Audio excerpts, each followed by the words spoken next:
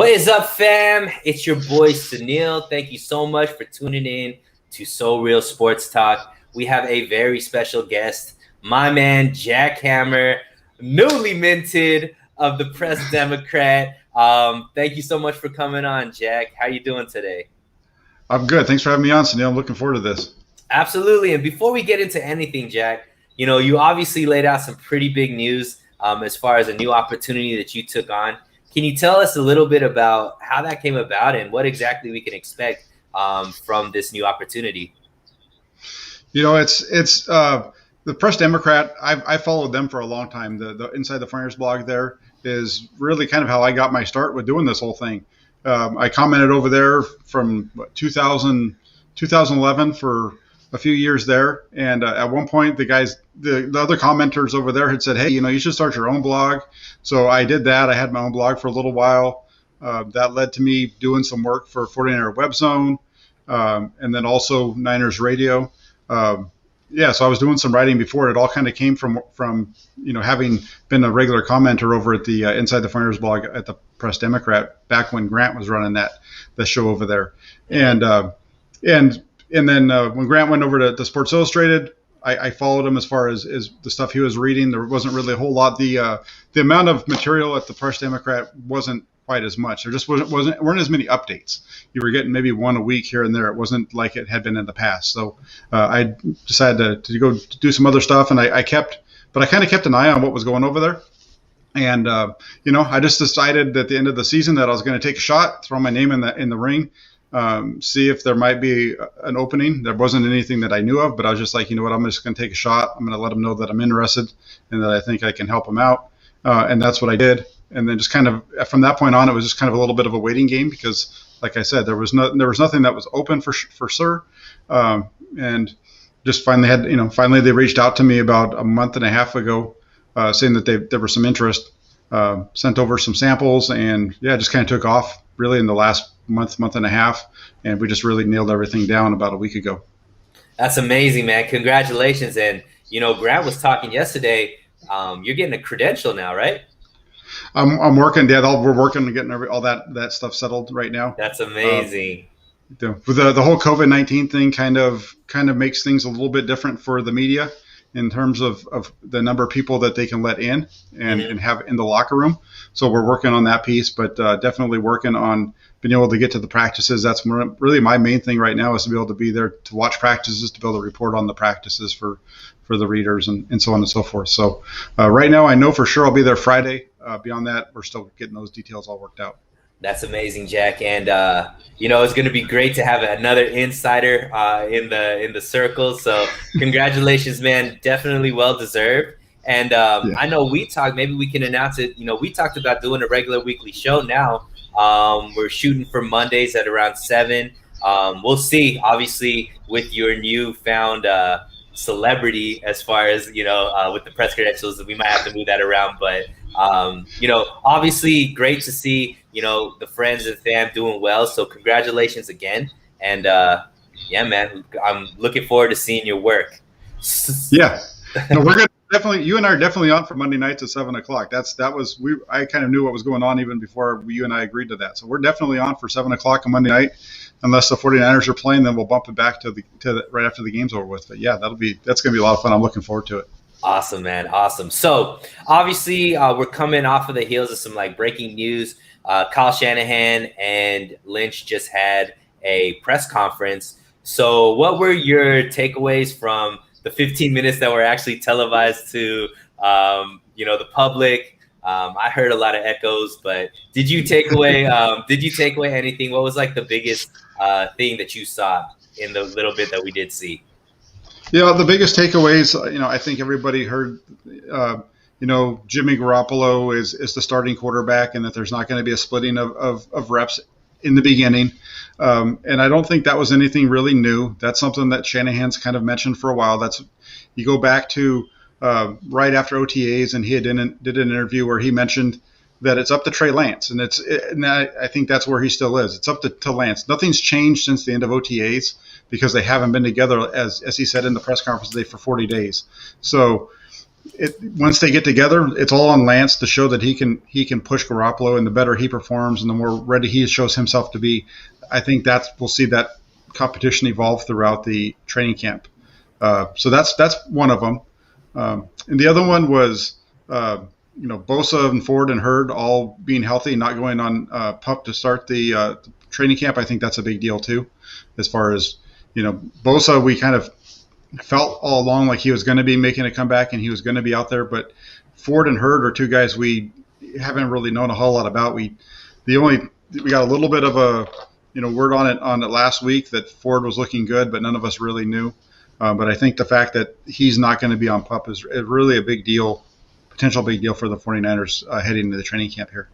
And amazing timing for the show that we were scheduled to do anyways, right? We had no idea that news was coming out, but this was something that we had already kind of figured out a few days ago. So great timing there. I do want to delve in a little bit about that first thing. Now, do you feel like Trey Lance not being signed yet is going to play a role in kind of forcing him not to be able to really contend for that starting job coming up, week 1?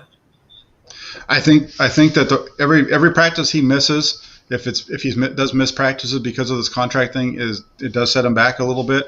But at the same time, if you listen to the reports and you take them at face value, he was doing well when the OTA periods ended, and he had he had digested the entire playbook. So, if he misses 1 or 2 practices right at the beginning here where they're not in pads, maybe not that big of a deal. But if it goes beyond that, then it does become an issue that might hold them back a little bit here in training camp. So they definitely need to try to get this wrapped up as soon as possible.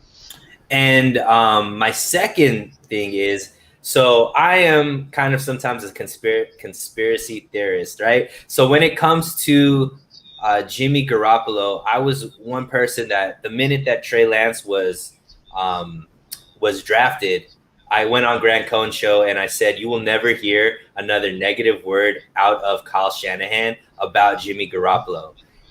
Yep. Now, you contrast that to what it was like before Trey Lance was drafted, where all you heard was very lukewarm praise of Jimmy Garoppolo and sometimes just throwing Jimmy Garoppolo under the bus. So I kind of feel as if Kyle Shanahan is trying to tell the girlfriend that he knows he cheated on that he didn't cheat and how much he loves this girl that he cheated on. And it seems like that's the kind of passion that it's coming across when he's propping up Jimmy Garoppolo. Do you get that same sense, or do you believe him at face value that Jimmy Garoppolo is his day one starter? I don't know if he said that Jimmy Garoppolo is his day one starter in terms of week 1 of the season. He says he might. Yeah, I think I do take him at face value, and that Jimmy Garoppolo is going to be his day one starter on the first day of training camp. But I think that's going to be something that's going to evolve. And like I said, kind of at the beginning, it's all. This whole thing is dependent on Trey Lance, because you don't spend the money, the capital that they used to get him, if you're not expecting him to be the guy and you don't want to move on to him as soon as possible. So I think that he's doing a little bit of what you said, as far as trying to hype him up and make sure everybody knows how much he wants him. And at the other part of it, I also think that he's saying he is the best quarterback, because we've only had 7 practices with Trey. I think in the back of his mind, he wants Lance to be the starter, but he needs Lance to show up before he can actually name him that. So that kind of goes back along with something that we've talked a lot about, like on our roundtables and everything, is that they're not going to just hand him the job. He needs to go out and win it, and that's not going to happen until they get into training camp and he's actually on the field. Got you. So, I mean, this is obviously one of the biggest things that everybody's going to be eyeing during training camp is really seeing the quarterback competition. It's obviously going to overshadow everything else in training camp. So it's going to be interesting to see. I'm sure it's not the last time we're going to talk about it, but a few things I took from the press conference. One is Kyle Shanahan's hair was just amazing. He looked great. His hair looks like something that you could put on a Ken doll. And me, who is somebody who's follically challenged, really admires people that have great hair like that. And the second thing, I really feel like Kyle Shanahan is usually real calm, collected, no matter what he talks about. is really no passion. But when he's speaking about Jimmy G being his starting quarterback, it seems like there's a lot of passion there. And to me, that's really telling. I don't know if it's going to play out. We'll see week 1 who's the starter. But to me, it really feels like Kyle Shanahan is out of character when he's talking about Jimmy Garoppolo. So those are my 2 biggest takeaways. Take it for what it is. Do you feel like maybe he's a little overdoing it? Is that kind of what you mean? Yeah, like overdoing it, because I mean, it's like we forgot about how he's spoken about Jimmy Garoppolo up until this point. Like, what has changed? It's not one game that Jimmy Garoppolo has played, yet the whole outlook of how Shanahan looks at Jimmy Garoppolo has changed. It makes no sense to me whatsoever. You know what I mean? And so, like, that's where it's just like, to me, it's just he's trying to get him elevated in the eyes of someone to take Jimmy Garoppolo on, right? If Kyle Shanahan's, this is my starting quarterback, he's hoping that his pull as an offensive genius and how he's looked upon in NFL circles, that some team is going to be like, well, if Kyle Shanahan loves this guy, maybe we should make a move for him because he might be available. And I think that's more what I see than him actually like really believing that Jimmy Garoppolo is going to be his starter. Right. Gotcha. Yeah, but let's move on. So one thing that's been really interesting to me whenever we talk about the 49ers defense and especially the secondary, it's kind of a foregone conclusion that Jason Verrett's going to get injured. And people are just acting like he's not on our team. Like, it's just like, okay, who's going to be the person that replaces him? We have a weak secondary. You know, it's just like nobody's acting as if Jason Verrett is going to play. And I understand that because obviously his track record hasn't shown a lot of the ability to stay healthy. But one thing that we have to take under consideration is Jason Verrett signed a 1-year contract when he could have pushed for a multiple-year contract coming off of the best season that he's had in quite a long time. So he believes that maybe he's figured something out to stay healthy, and he's banking on himself to have a really productive season because unless he could show that he could stay healthy the whole season and produce, he's not going to get a big money long-term contract, which is obviously what he's vying for, betting on himself for that 1 year. So tell me a little bit about what a healthy Jason Verrett does for the 49ers secondary and what kind of player he is and how that would benefit the defense as a whole. Yeah, I before I get there, I agree with what you're saying. I think that he definitely bet on himself for this season. If my memory serves me correctly, he had some offers that would have been for multiple seasons, like 2 or 3 years, but they weren't going to pay him quite as what he thought he was deserved, and so that's why he decided to come back to San Francisco and bet on himself, as you said, and you know, kind of on a prove it deal, which works out really good for the 49ers. And the reason it works out good for the 49ers is because when he's healthy, he's one of the best cornerbacks in the NFL. He's shown that in the 2 seasons that he's been healthy. You know, when he was down in San Diego, the 1 year while he's there, and the 1 year last year here in San Francisco, he shows the ability to be a top level cornerback that really can shut down the best receivers in the league. He did it against DeAndre Hopkins, you know, in Arizona at the end of the season, and he played well throughout once he got the call in place of Richard Sherman. And the impact that he brings is he allows them to run a lot more man coverage because he's able to lock it down, and that allows them to be a little more aggressive also with their linebackers and their blitz packages, linebackers and safeties. So if Jason Verrett can stay healthy for the majority of 2021, it's going to be a huge bump for the 49ers. And, you know, obviously, I think the NFC West probably has the biggest gauntlet of receivers of any division, right? You were talking about, it pretty much seems like there's 2 wide receiver ones with every single team in the NFC West. So having a lockdown corner that you could kind of leave in man-to-man coverage to guard somebody one-on-one is imperative. Tell me some of the, you know, when you're looking at film of Jason Verrett, what makes him so elite? Like, what about his game causes him to be a type of player where you could trust him one-on-one against elite receivers that he's going to be, you know, facing on a day-to-day basis? Well, you know, he has the ability to stick to guys, like, as I mentioned, in man coverage, but he's also really good with his eyes. You know, you go back, and I don't remember which game it was. I think it was the Rams game, where he's in coverage down low, and he's he's in man coverage, but he's also got his eyes in the backfield, and he sees the pass is going to go behind him, and he jumps off of his man and goes and picks off the ball in the back of the end zone. I think that was against the Rams. So it's plays like that you see from him. He's a smart football player that knows they can see everything that's happening in front of him, and is able to make plays that aren't necessarily as they're drawn up. And I think that's what makes a player, instead of just a good football player, makes him special. It makes him, a top player for any team. That's what we saw a little bit of Richard Sherman in 2019 in the beginning of the season, and that kind of wore off as he got tired throughout that year. Now, it seems like with D'Amico Ryans taking over the reins with the defense and the style of cornerback that they brought in through the draft this season, with a guy like Ambry Thomas, who also is an aggressive on the line of scrimmage, man-to-man type cover corner. It seems like maybe the defense is scheming towards playing more man-to-man. Obviously, we saw it a little bit at the end of last season, them playing more man-to-man and less of that zone type defense that they were playing. What do you think that, or do you believe that that's the style that they're about to switch to, or do you think it's still going to be, kind of the zone coverage that Salah used to play a lot? I think we're going to see more of the man coverage. I think that's why they went out, and in the draft, the guys that they drafted are guys who have shown the ability to play very well in man coverage. Ambry Thomas played a ton of man coverage at Michigan. That was really their base defensive coverage in 2019 and in the earlier part of his, during his career there. I know in 2019 they did play a little bit more zone under Dan Brown, but before that they were definitely a man coverage team all the time. So he's a guy who definitely fits that, and so does Lenore. So I look to see more man coverage from the 49ers than we've seen in the past. Probably somewhere along the lines of what we saw in the second half of last season. Maybe, I don't know if we're going to see a whole lot more than that, because we saw quite a bit of it once Verrett replaced Sherman, and Sherman was basically out of the mix.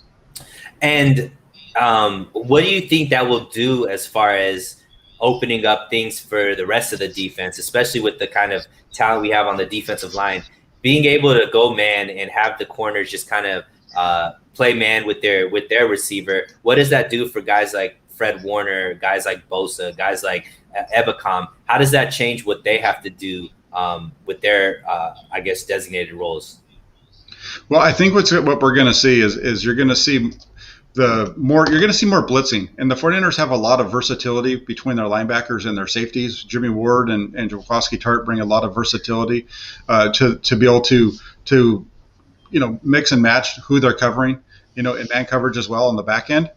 So you have them, you'll be able to have them manned up on the outside, but those guys, you're not sure who's manning who, and one of them is going to probably be coming on a blitz. So that's going to help the defensive line out. Like, so Samson Ebicom and Nick Bosa, they're going to get helped out, I think, a little bit by blitzing from the linebackers and safety positions. That kind of seems to be the general consensus that you continue to hear as the 49ers players have been interviewed throughout the offseason, is that they're looking to be more aggressive, be more in that playmaker role. And I think a lot of that's going to be coming from them blitzing and being put in man coverage situations where they have opportunities to create turnovers that way. That's going to be exciting to see, if the 49ers can now be a team that turns the ball over a lot in the secondary, that defense could just even take another level of, up as far as their elite ability, especially with that D-line, to have corners that could actually intercept the ball. That's going to be pretty amazing to see. So some other big news that came out, obviously Fred Warner, when he was doing his presser, really spoke highly about Dee Ford, saying that he felt like Dee Ford was healthy and is definitely going to play this season. Obviously that coupled with what we heard from Shanahan, him believing that a guy like Dee Ford is going to pass his physical. He wasn't on the PUP list. So it's looking more and more likely that Dee Ford might be somebody that could actually influence the season this year and actually get on the field. We haven't seen him play in quite a long time, to the point where maybe some people have forgotten what he's able and capable of doing. So can you give us a little bit of reminder of what a healthy Dee Ford, or even if he's 80% of what he is at his peak, what does that mean for the defensive line, and how will that affect the defensive line rotation? Yeah, if Dee Ford can come back and he can be the Dee Ford that they had in 2019, that's going to be a big boost for this defense, because in 2019, he did miss 5 games, but in the 11 games that he played, he affected everything across there. When you look at the numbers, I don't have them in front of me, but there was a big difference, a big drop off in the amount of sacks and quarterback hits that the 49ers had through the last 5 weeks of the season when he was out of the roster, the lineup. So he just brings so much speed off the edge, and if he's able to show that his ability to do that, if he's able to still do that this year, that's going to help out Eric Armstead. That's going to help out Javon Kinlaw, and it's even going to help out Nick Bosa, because all 3 of those guys away from on the other side, away from Dee Ford, all struggled in 2019 when he wasn't on the field. You go back and watch 2019; they were really good those first 11 games. They fell off the last 5. He came back for the playoffs, and all of a sudden the pass rush was reborn again. And I think that's really what they're hoping that happens.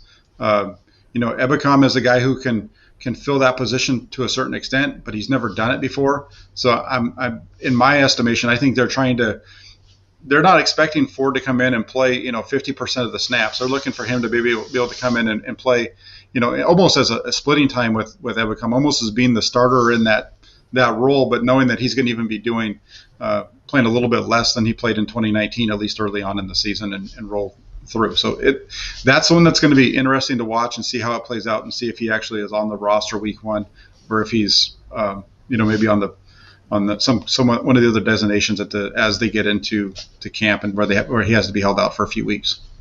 Now, let's say he does play, and let's assume it's later on in the season, just because they're resting him or whatnot.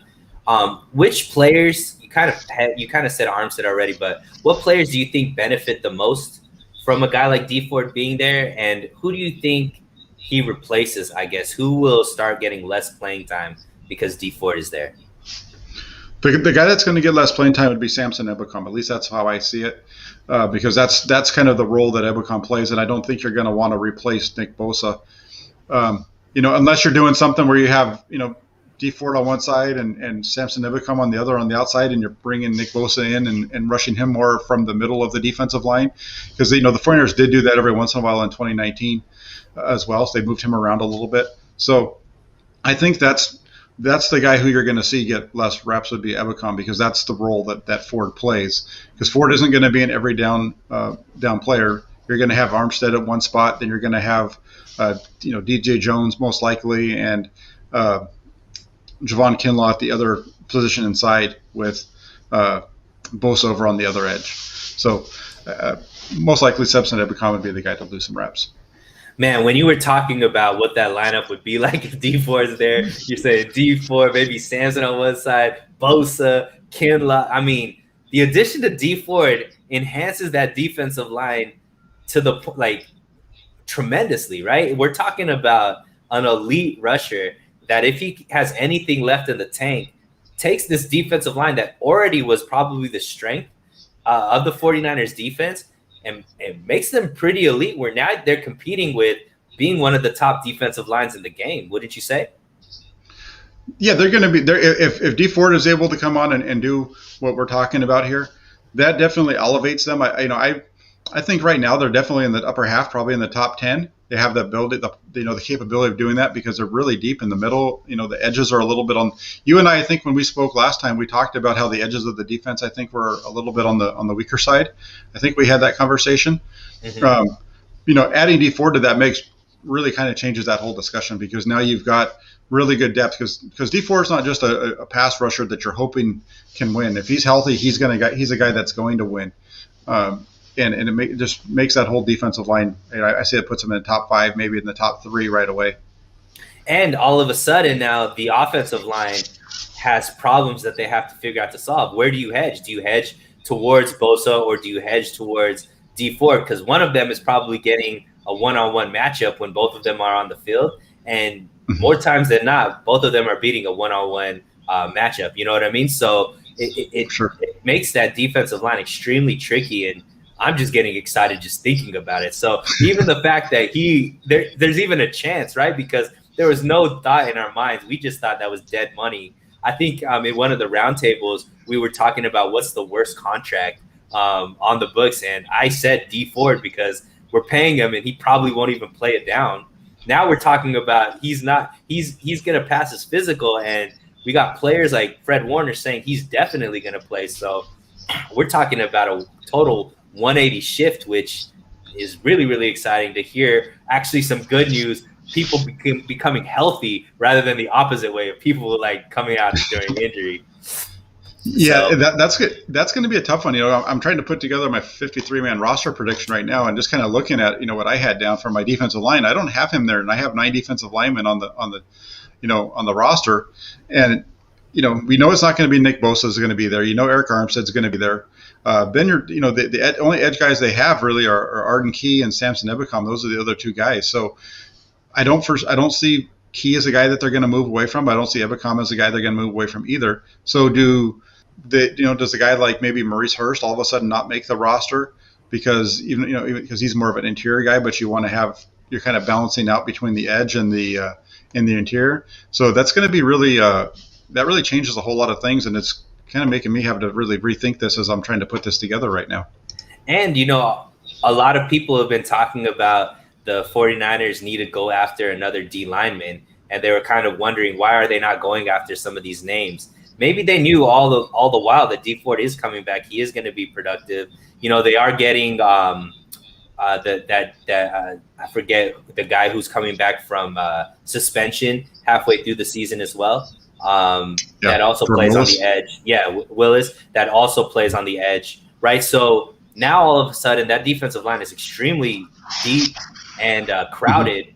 Mm-hmm. Bringing somebody in, they're maybe not even making the roster, right? We have some good players that aren't going to make the roster based off of what we have right now. So a lot has changed with just that one move of D Ford being available. So it's pretty exciting. Yeah, and real quick to your point, I mean, they've brought in defensive linemen for workouts the last few days. I think they might have signed one yesterday. I don't think I've seen anything official from the 49ers, but it's kind of like you said, they're not guys that are necessarily name guys who you expect a whole lot to come from them. So it makes sense that D Ford is likely to be healthy and going to be able to provide them something this year. Whoo! Man, D Ford and Bosa together on the edge with Kinlaw and Armstead in the middle. That's scary, man. That's definitely scary, and I bet you the rest of the NFC West is kind of like shivering in their britches right now, hearing that D Ford is actually going to be healthy and might play a significant role this season. So, but we'll move on. Another person that surprisingly wasn't on the PUP list, and Kyle Shanahan saying he believes he's going to pass his physical, is Jalen Hurd, and a lot of conversation has surrounded around who that third wide receiver is going to be. Had a conversation with Ben yesterday where, I thought it was going to be Mo Sanu just because I didn't believe Hurd was actually going to be healthy. But if he is healthy, we've seen him very briefly in his rookie season before he went out in the preseason. But Jackhammer, if Jalen Hurd is healthy and able to play, what does he bring to that wide receiver core? And where do you see him fitting in with the receivers that we have right now? Just based on the little bit of that we've seen of him, because we've seen of him as the one quarter from his first preseason game, I think in 2018 it was. But he's a guy who shows the ability to be Deebo Samuel, but bigger, mm-hmm. right? Deebo Samuel's about 6'1", 6 foot, something like that. But now you got a guy that's about 6'3", 6'4", 220, 30 pounds. So he's really he's a wide receiver, he's a tight end, and he's a running back, all put in one big package. And I think you'd see him used in that way, really in some of those, the ways that you see Deebo Samuel. You see him get used on the sweeps and the screens and those kind of things a lot to play to his strengths as kind of a slash between a receiver and a running back. You're going to see Hurd be put into positions where he's kind of a slash between a wide receiver and a tight end. He's going to be working the inside, and I think if he's healthy and able to play at the level that he was looking towards before he got injured that rookie season, he's going to be a little give linebackers and safeties trouble because of his size and his speed. I know there was some talk. I think George Kittle was talking about maybe Jalen Hurd playing some tight end. Do you see him fitting into a role like that? And if he is playing, more of a tight end type role, how could he be utilized in that type of role with the 49ers? Well, I think that's kind of the same. That's kind of what we were talking about with Jordan Matthews a couple of weeks ago when there were, he's switching from wide receiver to tight end and whatnot. With Hurd, you've got a guy who I don't know if he's necessarily going to be a tight end, but he could be that guy who the 49ers tried to make use last year. I can't think of his name right now. That's how good he was. Are you talking Right. about Reed? Yeah, Reed. Where Reed was, their initial thought there was he was going to kind of be their move guy, and he was going to be able to work, well, kind of in the slot, and he'll be able to line up as a wing and those different things. And I think that's kind of what you could possibly see with Hurd. And go back to what you said, again, where I mentioned it earlier, where I was having trouble with D Ford and figuring out where he's going to go on the roster. You can kind of do the same thing with Jalen Hurd. If Jalen Hurd's healthy, then that really could change the way that offensive is structured. Instead of having 6 wide receivers and 4 tight ends, which is usually the way that they've gone in the past, maybe they go 6 wide receivers and 3 tight ends because they're expecting Jalen Hurd to be a receiver / tight end and really kind of fill that role. And when you look at the roster that way, if that was the case, the guy that would be in trouble would be, I would say, would be Ross Dwelly, because he's the other guy that's kind of that type of player right now. And I think you misspoke. You meant 7 wide receivers, 3 tight ends. If Jalen Hurd makes the team, you said 6 and 3. No, I meant 6 and 3 because, and the reason I said 6 and 3 is because that frees you up for another for D Ford on the defensive side too. Got you. Okay. Not have the diploma or to add another linebacker, because right now the way that it looks is it looks with the way the numbers are shaping out, it's going to be hard for them to have more than 4 linebackers on the active roster. So it's going to be that would it would really allow them to get a little more creative in other areas.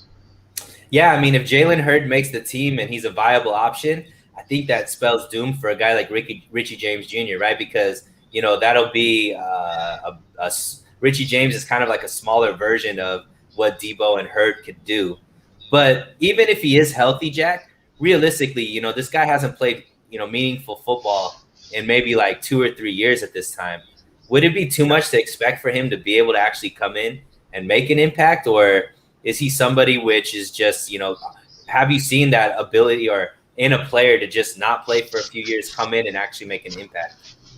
Well, we saw it with Jordan Reed, right? We saw it with Jordan Reed last year. That's what the 49ers did, right? They took, I don't think he had played since 2019 or 2018. I don't think he played in 2019, something like that. He hadn't played for a little while, and he came on and played right away.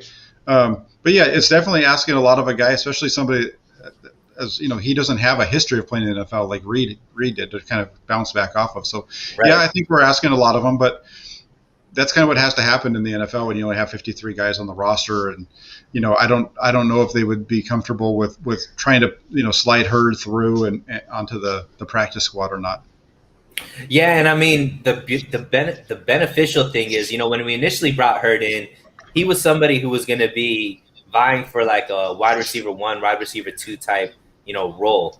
But now we pretty much have our wide receiver 1, wide receiver 2 filled with Ayuk and Debo. So it is going to take pressure off of Hurd to actually perform at the highest level, because he's not going to be dependent on to be the guy.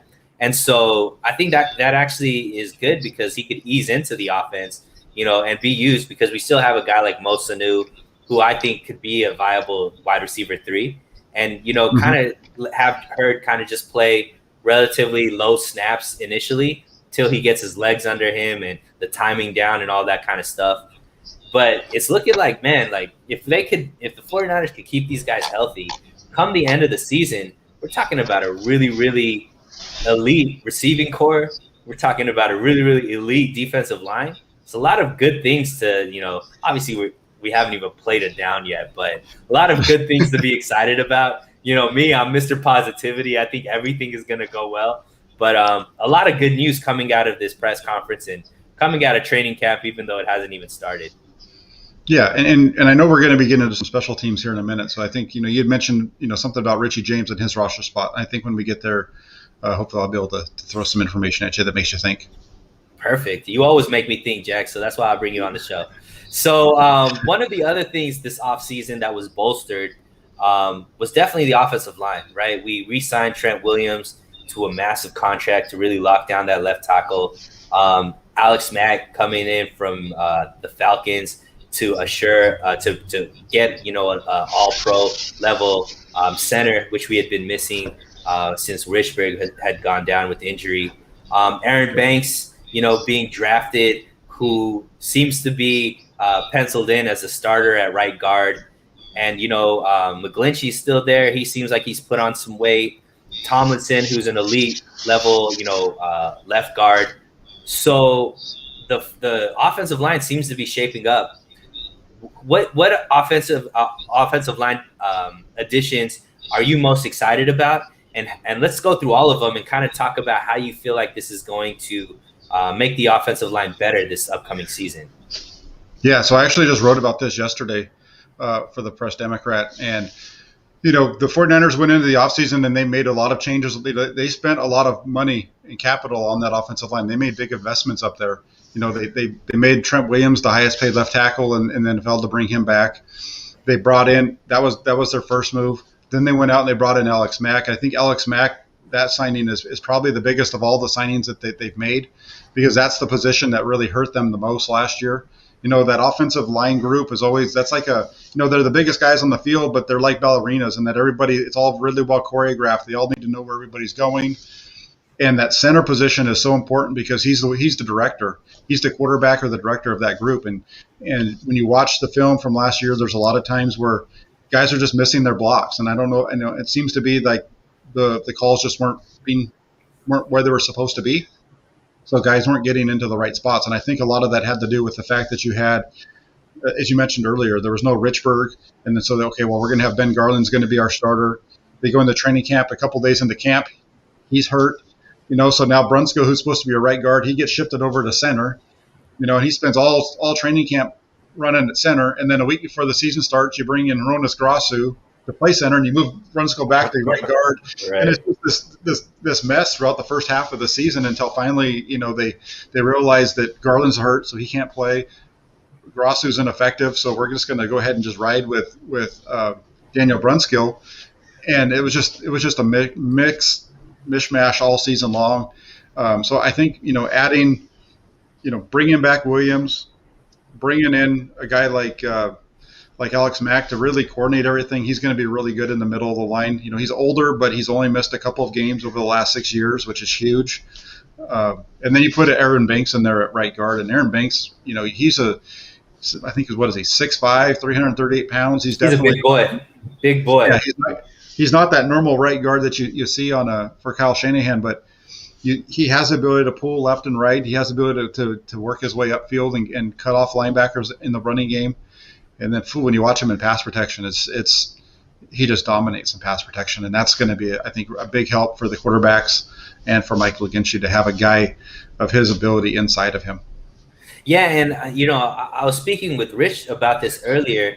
The one thing in 2019 that is kind of overlooked about the offensive line is there were no competitions for positions on that offensive line in 2019. Everybody knew who was going to play at each position, which I think is important because now instead of competing for who's going to start, you get to focus on continuity and really focus on how that offensive line is going to gel and make those type of moves and how you're going to adjust to different looks that you see with the defense and things of that nature. And especially with, we've talked about these offensive or off-season changes that are made through the NFLPA, and the group that is affected the most is definitely the offensive line because they don't get as much time to really work on that cohesion and mix in their competitions between positions. It just makes that cohesion even less. So to go into this offseason with a pretty well-defined offensive line, knowing who the left tackle is going to be, who the left guard is going to be, who the center is going to be, who the right guard is going to be, who the right tackle is going to be, I think is going to be extremely important. Not only has the talent upgraded, but just the ability to focus and work on cohesiveness. A lot of those things that you talked about, missed reads and missed blocks and things of that nature, a lot of that I think is just going to be minimized just because they're going to be practicing together so much more than they have in the past.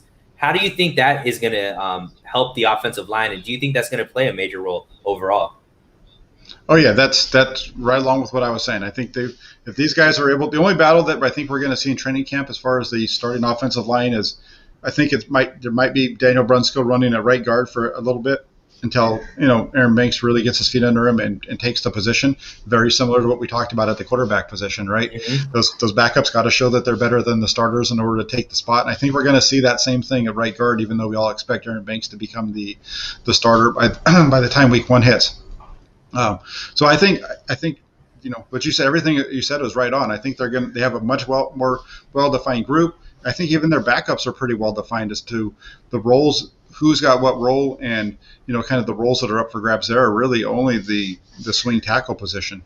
I think otherwise you pretty much know that Brunskill is going to be one of your guys that's going to be able to kind of play along everywhere on the offensive line because he's done that already with the team. He's played every position except for left guard, and I think we might see him focusing a little bit more at center so he can get more reps with calling them the plays and working with Alex Mack so that if something does happen, he's going to be a little bit better prepared. And then you've got Jalen Moore, who's going to be he's a swing tackle, who I think they're trying to develop to be the left guard of the future.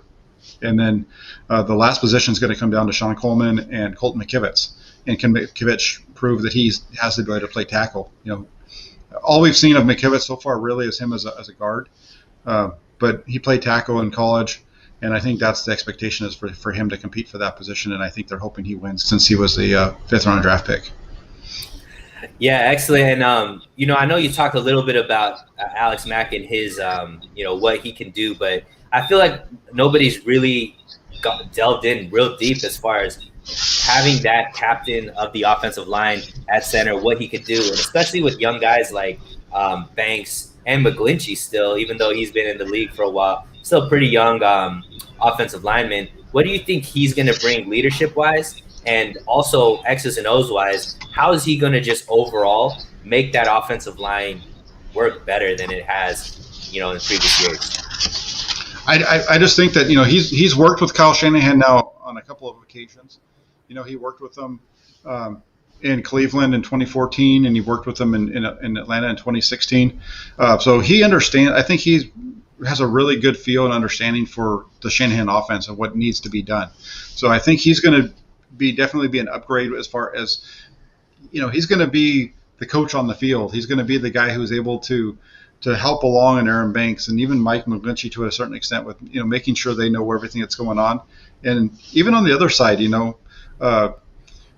it's not like the left side of the offensive line was perfect last year. There was definitely some issues over there as well that I think, can be improved upon. So again, having a guy like Mack, who's able to kind of tutor everybody and really be that coach on the field, is going to make Tomlinson and everybody else around him better.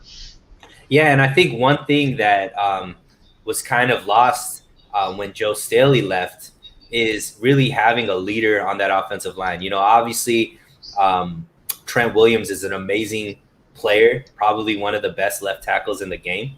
However, as far as leadership-wise, he isn't necessarily known to be, the best leader. But Alex Mack is known to be a leader, and that I think that was something that can really hold together the offensive line, even if maybe there is some, let's say there are injuries that happen, God forbid. But I think having a presence like Alex Mack can keep that offensive line still playing in the right way because they have that veteran leadership of an all-pro type player that people look up to in the league. So I think that's something that was missing as well. Not just X's and O's, but just the leadership overall. Having a guy like that really can replace what Joe Staley used to bring to that offensive line as well. Yeah, that's a great point. Cool. Well, let's move on. Speaking to the running game, Kyle Juszczyk is kind of the forgotten guy this offseason. Not too many people are talking about him. It's kind of like he's so good that we kind of just take him for granted, I think, a little bit. He had a little banged up a little bit last season with, concussions and whatnot. But he's coming back this season. He has a new stable of running backs to block for. He has new guys on the offensive line to help him out. Kittle is going to be back as well. But let's focus just on Juszczyk himself. What makes him so elite, and why is he, such a high-paid, fullback, and what does he bring to 49ers offense overall? I think what makes Kyle Juszczyk so elite or so good or valuable for what the 49ers do is that he can play all over the place. He can line up as a fullback in the backfield. He can line up as a tight end. He's played that in college. He can line up, as like a or even sometimes out in the slot or out wide. He can line up all over the field. So what he brings to the table is the Flyers can come out and show the defense that they're in 22 personnel, 2 tight ends, 2 running backs. So, when a defense sees that, they expect that's a run-heavy look from the offense they're going to get. So they're going to stay in their base defense and kind of in their run-stopping defense. But then all of a sudden, because of his ability, then they come out, and now it's no longer going to be 22 personnel. Now you've got, like a 21 personnel or like a 12 personnel where it's more of a passing look because they're able to go single back, have Huschek out as a receiver, or maybe have him line up as a tight end and slide out Kittle out to the receiver spot. So he just brings so much versatility to their offense, and it makes it just a huge headache for defensive coordinators to try to match up with the 49ers. And that's really what he brings. Do you feel like, because I feel like near the end of last season, we got to see Juszczyk be used more as a runner. Like they were handing him off the ball in short yardage situations. He caught, a few passes that went for big yardage as well. Obviously, these are wrinkles that Kyle Shanahan has in his offense. Do you feel like we're going to see Juszczyk used more as a skill player, or is he going to just be, the perennial blocker in the run game, kind of opening holes for the running backs? Well, that goes back to the discussion of who the quarterback's going to be, because if it's Trey Lance, I think we're going to see a lot more of Kyle Juszczyk than if it's Jimmy Garoppolo. Trey Lance is a guy who typically, when you watch him, he has the ability. He has a tendency to check the ball down, not take risks down the field, and throw the ball in the tight coverages, which Garoppolo does from time to time. And instead, he'll take that little check down throw, that easy throw underneath, and let that fullback make a play.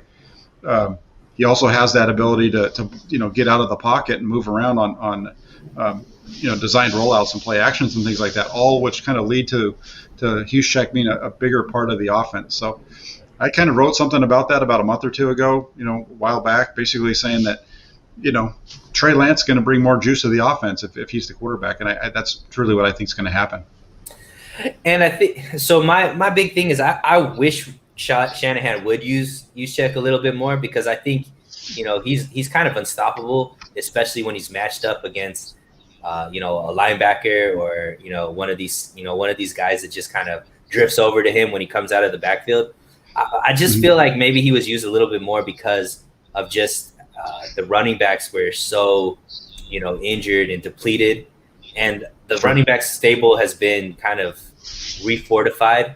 So I hope that wasn't just like Kyle Shanahan being like, well, we have nobody else, and now that he has all of these options back, that Juszczyk's just going to go back to his his role, because I feel like even though Juszczyk is like one of a good soldier and doesn't really complain too much, you kind of saw a little bit more of a pep in his step when he was being used to run, or got to catch some balls outside, and run from some first downs. So I hope he is used, but I don't feel like he will, just because Kyle Shanahan kind of stuck in his ways when it comes to stuff like that. No, I agree. I really would like to see him be utilized more. You're paying him as you're paying him way above any other fullback in the NFL to be on your team, and then on top of it, you go back and look at Bill Walsh's time with the 49ers, and look at the number of times that Tom Rathman touched the ball. And Tom Rathman was always looked at as more of a run blocker, but he caught the ball a lot and he ran the ball more. So definitely think that Juszczyk could be utilized, and his skill set would be something that I think could really hurt defenses, especially when you have a guy like George Kittle taking that middle level. You've got receivers. If you got a quarterback who can now stretch the field, you've got Brandon Ayuk able to take the top off the defense and get down the field. Then you get in the middle zones, you've got Deebo Samuel and George Kittle to work, and now that leaves your underneath zones for your fullback, and that's the little drop back and little dump offs and things like that, like what we saw with Rathman so much during his time with Joe Montana and Steve Young. No, absolutely, and it's just it's a play that I think could work at such a high clip because the defense isn't expecting it, right? They're not expecting Juszczyk to ever be thrown to or ever be utilized. It seemed like whenever they gave the ball to Juszczyk, it was a big play or it was effective, right? They got what they wanted out of that play. So it would be nice to utilize it more. But I'm not too keen. I would have bet that Kyle Shanahan is going to change his ways and start using them a little bit more. Okay. So let's move on. Good old Grant started a little bit of a wave this weekend when he started talking about, the punt returner. And I think something that is overlooked a lot in the 49ers is the special teams isn't necessarily the strongest when you look at it. Obviously we have a pretty automatic kicker, but that's only 40 yards and closer. We don't have really a stretched field goal kicker that's going to be pretty consistent outside of 40 yards. And then our punt game is just so bleak. We are the kings of the fair catch. And Kyle Shanahan is just extremely conservative as far as the return game. So I wanted to talk about in a perfect world, if the 49ers did have any type of return game, how do you think that would affect the overall play of the team? Would it enhance it? Do you think it'd bring it back? And then touch on why you think Shanahan is just so conservative in special teams. Well, just have a better kick return game. It just helps out the offense, because instead of being stuck starting every offensive possession at your own 25-yard line, or just having fair catches all the time inside your own 20, whatnot, where you've got to go full fields. If you can get some punt returns, that really is going to help you out. That was one of the things back in 2011 that really helped the 49ers out, was they had Ted Ginn returning kicks, punts. And they had some big punt returns, which really helped set them up. And that's something that the 49ers haven't seen a whole lot of during Kyle Shanahan's time. Some of that is partly due to, he doesn't really have a really good punt returner that he's utilizing. I mean, I would like to see him put Ayuk back there to return punts myself. But I don't expect to see him do that, because that's just not the way he handles it. So, it's interesting, because I saw the discussion. So I went and looked at it. The 49ers actually returned the ball average 9 yards per punt return in 2021, which was better than they did in 2019 when they went to the Super Bowl. The year they went to the Super Bowl, they only averaged 8 yards per punt return. But what doesn't show up in that stat is, that's all in punt return. So that doesn't include fair catches, right? So that's not when a guy does a fair catch and it's, at his own 8-yard line, or when a guy calls a fair catch and he catches the ball and there's nobody within 20 yards of him, like Craycraft did out in Dallas, or even, earlier in that Dallas game when I think it was Trent Taylor calling for a fair catch and then runs away from the ball and it lands like 3 yards to the side of him and gets down deep, and they fumble the ball a couple of plays later and everything else. So it doesn't really show up there. I think when I looked at this, when I'm talking about the return game in general, we're talking punt and kickoff. The biggest difference between the 49ers kickoff return game in 2020 compared to 2019 is they tried to force Jerick McKinnon to be their kickoff returner. Mm-hmm. And that was just a disaster. He was awful at it. I don't know why they continued to put him out there, other than they were trying to get their money's worth out of the guy, because in 2019 Richie James Jr. was their kick returner, and he did a really good job at it, and they were one of the better teams in the league. In 2020, they were the fourth worst. They were 29th in terms of kickoff returns. So, that mixed together with an offense that has a lot of issues, and you've got a quarterback who's, you're on your backup quarterback. You can't return the ball past your own 25. Oftentimes, even when they try to return the ball, if they're getting tackled inside that 25, it's a no-go, and it's something that they need to fix. And I think Richie James Jr. has got to be on the roster in 2021, and he's got to be their kick returner. That'd be great, because I love Richie James Jr. and especially in that I guess victory formation, to see him do those backflips would be amazing to continue. And going back to Ayuk, I understand why you can't use him every single time. Obviously, he is the best receiver that we have. You don't want to risk injury or risk wearing him down, taking on those type of kicks, but I wish they would look at how the Eagles used to use Deshaun Jackson when he was a kick returner, because he was also one of their best receivers at the time, and they wouldn't use him every single kick return. They would use him when they needed a home run. They would use him when there was they needed a momentum changer, or when there was like an opportunity to get a big play out of it, like they pinned the guy back in, near the goal line. They pinned the punter back in the goal line, and you could maybe get a touchdown out of it. Like, how would you like to see them utilize Ayuk? Would you want him to be like an every down punt returner, or more as just like in spot duty when it would be a great opportunity for the team to like maximize it? I think it's if they're not going to have him be your every down, every kick return guy or punt return guy, then yeah, let's go ahead and throw him out there more than 2 times, in the season. I think that's what they did last year. I think they put him back there a couple of times, and I think you returned a couple of them, and it was pretty successful with those. And he had a few that were for catches, but try to get him involved at least once or twice a game. If it's a tight game or you're behind, throw him out there in those games. If you're blowing a team game, there's no reason to do that, right? But if you're in a tight ball game or you're trailing after the first quarter, do it. Give him out there, give him a shot. Maybe he's going to be a spark that just turns the whole thing around. I know. You go back to, this is old school. John Taylor. He's going to the 49ers Hall of Fame, right? Mm-hmm. You go back to 1988 with the 49ers, and they were really struggling about halfway through that season. They were 6-5. And they were playing a Monday night game against Washington at home, and John Taylor gets he catches the ball like deep. I think it was like his own 8-yard line. You're not supposed to catch the ball there and run it, but he does. He ends up making an unbelievable kick return and runs it all the way for a touchdown, and that just completely blew that game open and really changed the whole narrative of the 49ers. They went on from that point to win the division, and we know what happens from there. They go on to win the Super Bowl with him catching the game winner. Yeah, and it's not like the 49ers don't have that type of talent on their team, right? They got a guy like Brandon Ayuk who used to do that in college. A guy like Ambry Thomas now they just drafted, who's another guy who's had some experience returning the ball. Even that running back that they took, in the 6th round, seems like a speedster. Maybe he could, return some kicks or return some punts as well. It's just weird. I mean, for some reason, Shanahan just seems anti taking the risk. It's just, and I get it. We've seen, it wasn't too long ago where the 49ers were playing the Giants in the NFC Championship game, and we pretty much had the opportunity to win that game, and it was a muffed punt that ended up losing us that game. So I understand, it's a risk reward type thing, and you gotta kind of measure that, but it just seems like we're never taking a risk. And it would be nice to see a little bit more risks in Shanahan, but like I said, I'm not holding my breath on that one. We'll see.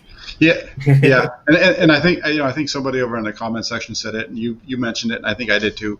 If nothing else, if it's a tight game or a big game, throw them in there, see if you can give them a spark. But I don't, and even Ambry Thomas, I know he has the history of returning kicks at Michigan. Heck, he even played a little bit of offense while he was there. But I don't think that, again, if they're expecting him to be competing for a starting spot, or he's having a key role in the defense, maybe they're not going to want to use him in that role either. It seems like they want to use guys who aren't really they don't expect to do anything else anywhere else on the team to be their returners. We saw it with JaMycal Hasty. We saw it, last year, and same thing with Richie James. Yeah. Well, that's basically what I had so far. Anything off the top of your head, Jack, that you wanted to talk about, or? No, I think we did a pretty good job of covering the top, the main things that we saw in the 15 minutes of the press conference that we were able to hear. Just kind of looking around at Twitter since that point, it doesn't really seem like there was a whole lot of other information out of it. Maybe there was that'll come out, but I haven't seen it yet. No, I'm excited that tomorrow the team that we finally get to have guys on the field, and all of the talk and guessing and everything. It's still going to be there because we're not all going to see them on the field until we get to a preseason game. But at least we're going to start getting answers to everything that we've been discussing for the last almost 6 months now.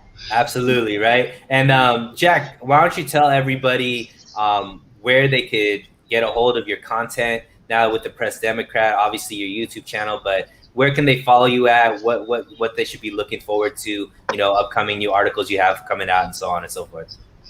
Yeah, so we've got you've got my YouTube channel. I'm not sure if there's a link in here or not, but if you just search up Jack Hammer _NFL, you'll find it there. But it's It's in the description and my Twitter handle is jackhammer_NFL, and my link to my YouTube page is there.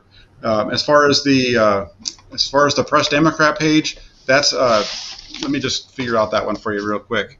So the inside the 49er, that blog is, you go 49ers.pressdemocrat.com. So if you go 49ers.pressdemocrat.com, it takes you directly to the Inside the 49ers blog, and you'll see the first couple of articles up there for me, and the other ones are older. But there's 2 of them up right now, and I'm currently working on a 53-man roster prediction that'll probably be going up. Probably going to be up tomorrow. I don't know if I'm going to have time to get it done today, because we're doing this now, and then I'll be on again at 3 with Grant, and then tonight we have Niner Chatter at 6 o'clock with me and Big Ben Meyerson. He's going to come on and guest host with me. We'll see if we can wear the kid out. Last week's show in almost 3 hours. Piner got on there and made sure everybody understood about the concern that we all should have about having gymatitis and whatnot. So it was a lot of fun last week. Hopefully it'll be kind of the same thing now, and there's definitely a lot more to talk about with camp opening up. Beautiful. Well, Jack, I appreciate you coming on the show. Like we said, guys, if you weren't here in the beginning, Jack and I are going to do this every Monday at 7 p.m. on the West Coast. So please make sure to mark your calendars. We'd love to have you guys in. Love all the comments you guys put in. Love the interaction. And, appreciate you guys coming in and being a part of our day every single day. So until next time, guys, keep it so real. We'll see ya.